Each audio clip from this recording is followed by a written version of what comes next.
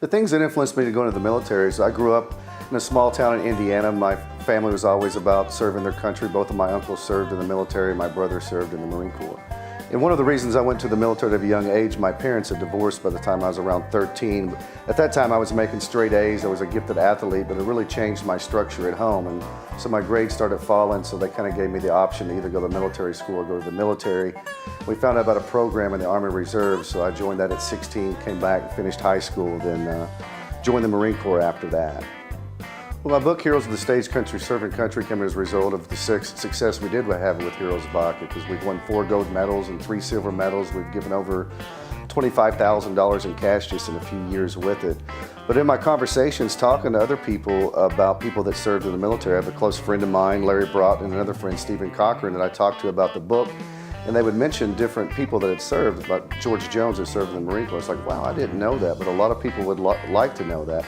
Yeah, Willie Nelson was also in the military. He served in the Air Force. He was only on it in a short time because he injured his back really bad. But Willie's also had a great love for the military, and a lot of people think that's where he kind of self-medicated for the first time with that. But he's a big advocate of that, and we're starting to see now too where marijuana is being used through the VA system to help with post-traumatic stress. So he was really a pioneer in that area.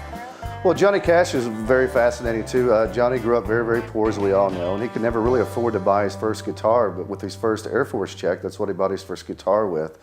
And Johnny had such an ear for sounds. What he did, he was a Morse code operator. So what he did, he intercepted messages from the Iron Curtain. We were still in the heart of the Cold War. The driving force for me to write this book was, another inspiration was my son Logan. He was probably 9 or 10 at the time, and I've seen the world he's grown up in. It's a very dangerous world, but I also want him to know about these men and women that serve, their true stories, and not realize that everything's politically correct and everybody's perfect, that these men and women, they made mistakes, but yet they overcame them. They overcame adversity. They took a chance in life. I want my son to know that, and I think a lot of other young people and American people need to remind it. They just want us to know that we're truly thankful for their service and that we really care, because so many times they come back for people who are famous about nothing. These men and women in this book are famous for a reason, not just because they served their country, but they came out and continued to serve after they served their country.